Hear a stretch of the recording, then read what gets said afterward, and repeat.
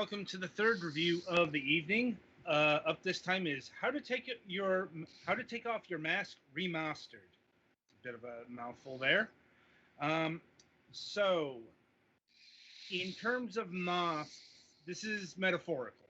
Um, what is the truth beneath the masks? Leela is just an ordinary girl who works in a bakery. She spends every day happily with her childhood friend Ronan. One day, Leela finds her body has shrunk. Moreover, she has grown cat ears and a tail. She panics, jumps out through her room's window, runs towards town. And the first person she meets is the city guard, Ronan. One day, you discover that the other side of your partner you have never known. What is the truth beneath the masks? Each of them has secret. The mask of Big Sis and Lucretia girl she wears. I'm assuming that's like the town she lives in. Like the mask of Little Bro and City Guard he wears. Which one of them will be taken off first? So, it's masks as facets of personality versus literal things. Um, and in terms of remastered, you got me there. Um, I just looking at screenshots between the original version and the quote unquote remastered version. I'm not really detecting a difference here. I so, uh, and it's not elaborated on the Switch page here. So your guess is as good as mine. Anyway, given that it's the Nintendo Switch version that we're covering here, over to the Galax. So yeah, actually, Lucretia is the name for the cat people in this, because this is in a vaguely unspecific. I mean, they have a name for the city and the country, but like, what the heck? It's not really. There's no context for that really. But it's a vaguely fantasy. Like, they have magic devices that do temperature control and a magical version of a cell phone called a 2CYN, which sounds like the Japanese word for connection, which is tsushin. So yeah, there's cat people called Lucretia that I guess people are racist against for I don't know why. And if a human has a child with a Lucretia, then the child will grow up as a human at first, but then at some point they'll change. There will be a trigger that causes them to change back and forth. So Lilia's father was also a half-breed, and he changed back and forth when he was unconscious, and she changes back and forth when she sneezes, so she starts carrying Pepper around. So when she turns into a Lucretia, she goes by Leah, which is literally the exact same name, practically sound-wise, with the L in the middle, but it's like a childish slurring, which kind of makes sense because she acts much younger in that form for, I don't know, particular reasons. Might be something about societal expectations. You can actually rename either of her forms, both of them. But if you do, then whenever her name comes up in dialogue, it gets cut out. So I don't see the point of it particularly, because the voice acting in this is actually fairly decent. It's Japanese, but like, it helps get some of the emotions and stuff, I guess.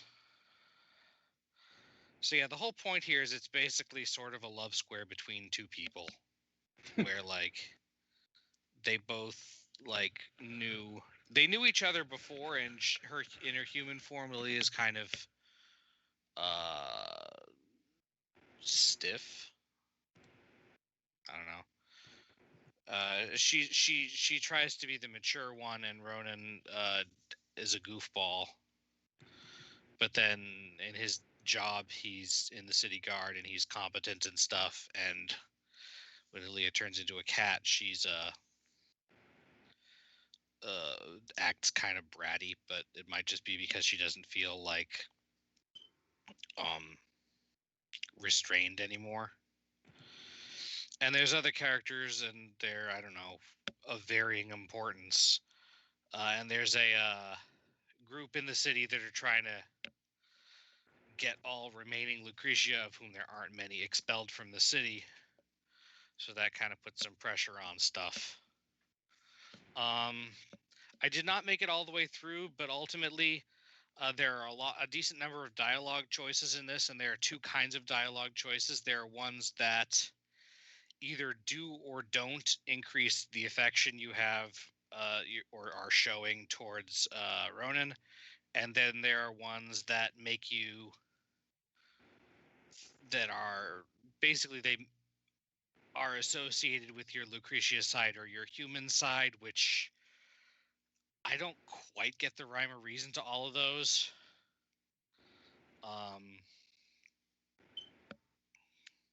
Like they make sense in retrospect, but I don't have a great record of predicting in advance.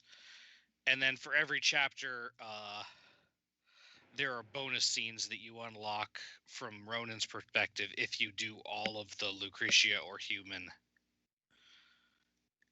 cutscenes in that chapter. So you're going to want to play through the game a few times if you want to see all of the stuff, which honestly, the story is interesting. The characters are cute. I'm actually more interested in this one than I have been in quite a lot of the visual novels we've done. So I don't know. I thought it was cute. The aesthetics and music are pretty decent. Not really a whole lot in the way of animations.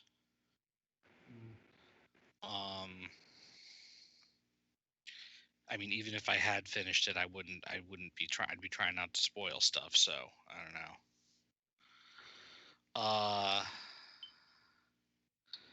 Do you guys have any questions or anything? Not really, no. I think I'm good. I'm good.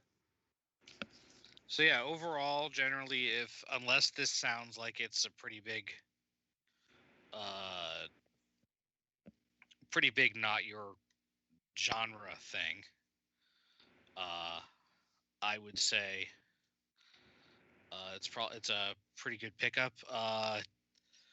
Unless you were, I mean, I guess there's a good amount of the like stereotypical romantic confusion of like talking about different people, talking about someone and being misunderstood about stuff, but not like to a problematic amount, I don't think. Let's see what's the damage wise, price wise, Adam. This is where things get interesting, because this is much more expensive than your typical Radalaikia release.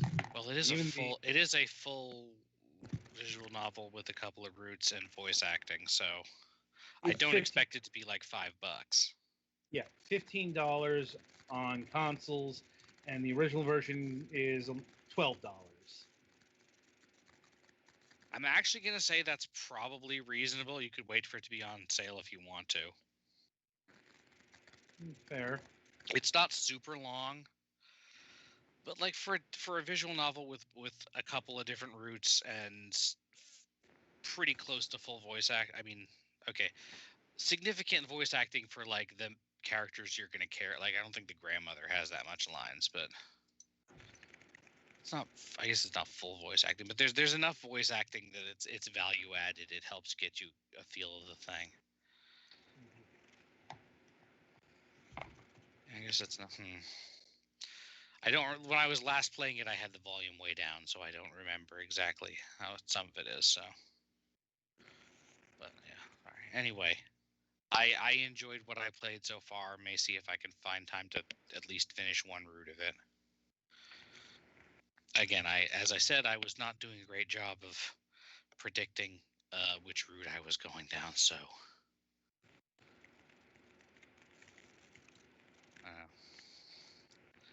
So unless anybody has any questions, I think that's. No, I think I think there. I read something somewhere that there is like a suggestion that there might be a sequel or more things from this universe coming out from Rose Verta, but I don't know. Well, I think that'll about do it for How to Take Off Your Mask Remastered. Bit Yeah, of sorry, an, I don't have more to say, but I have a really hard time reviewing visual novels since I know people who don't like spoilers and consider a lot of things spoilers. So right. Yet they show up as a regular fixture on this program. well, I'm trying to be considered. I don't care about spoilers generally, Okay. so it's hard for me to judge. All right. So anyway, that'll about do it for how to take off your mask remastered. Be sure to tune in after the break as Twilight Winter will be taking on Jordanians.